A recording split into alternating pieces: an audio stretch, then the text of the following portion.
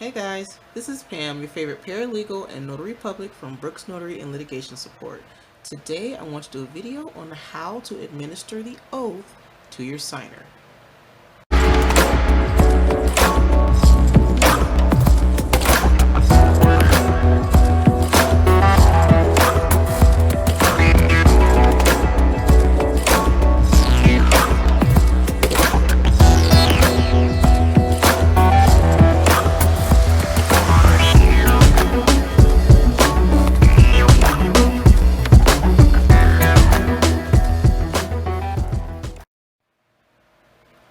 And we're back. Okay, so I'm doing this video because I've actually received a couple of questions about giving the oath or taking a sworn statement from your signer and how to do it. And so it depends on the state that you're in. Some states may not require you to do that, but if they do, it's good to know. Make sure you check with your Secretary of State or consult your notary handbook if your state offers that to you. Because when I was commissioned the first time, it was in California, and California requires it. And they actually give you a couple of examples on how you can do it in their notebook, or handbook, I'm sorry, the notary handbook. So, so for instance, you could say something along the lines of, do you swear or affirm under penalty of perjury under the laws of the state of Nevada that the information contained in this document is true and correct to the best of your knowledge? And so that's generally how I do it. I don't include the religious aspect into it because some people are not very religious, or some people have different religions, so you don't want to offend anyone. So, but generally it will be, do you swear or affirm under penalty of perjury that the information contained in this document is true and correct to the best of your knowledge, so help you God. So, you kind of throw both of them in there. You have the punitive under penalty of perjury to the state, and then you have so help you God. It's like, all right, you swearing to God, so you might want to be telling the truth in this one. You know what I mean? So you can kind of throw them both in there. Or you can simply say, do you swear or affirm that the information contained in this document is true and correct to the best of your knowledge, so help you God? And so you can always ask them before you do the oath, or take their statement. You can always ask them, do you mind if we swear under penalty of perjury, or do you mind if we swear under or if we swear so help you God? And they'll let you know one way or the other. Like, no, I'm not religious, don't believe in God, or whatever the case may be. And they will make it very clear.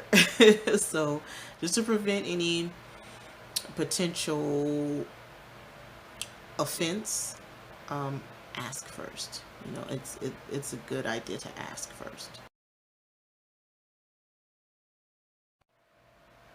Another thing to consider is if they are signing multiple documents, whether or not you have to do the oath for each document. From a veteran notary that I learned from Notary to Pro, she said that you don't necessarily have to do the oath for each document. What you would do is basically remind them that they're still under oath. And then you say, and your oath applies to this document as well. And then you guys will move forward. You don't have to stop and perform a whole new oath if you don't want to. If you're a stickler and you just want to make sure just because, you can do that as well. But it may take a little bit more time, and it may agitate your signer, but it's totally up to you. Get a feel for your signer before you make that decision. But you'll see as you're doing your signings, you'll realize, what works, what kind of people are okay with what, you know what I mean? So it'll come together. Another question I received was, at what point do you administer the oath? And so I generally do it before they sign. That way, you make sure that they're attesting to the information in the document right before they sign it. But you could do it before, before they sign your notary book. You could do it, generally before they sign the document. Um, and just make sure that you've actually witnessed them sign the document. If they signed it before you got there, then you can have them sign again right next to it or above it. That way you actually saw their signature, and then of course you make the determination, use your discernment to see, okay, yeah, it matches, their signature matches. It's still valid if it has two signatures on it, but you have to witness the signature. So you can do the oath before they sign the document, before they sign your notary book, and go on from there. So that's it for this video. I'm so thankful that you watched to the end. Please feel free to like, share, and subscribe. We are up to 44 subscribers. So I thank you guys so much for your support. If you wanted to connect with me on social media, my handle is @brooksnotary.com. I'm sorry, @brooksnotary. And that's on Twitter, Instagram, Facebook. If you can go to my website at brooksnotary.com. You can check out our services. You can book me for your document preparation or notary service. And if you were interested in merchandise, you can feel free to visit bnlsstore.com. That's bnlsstore.com.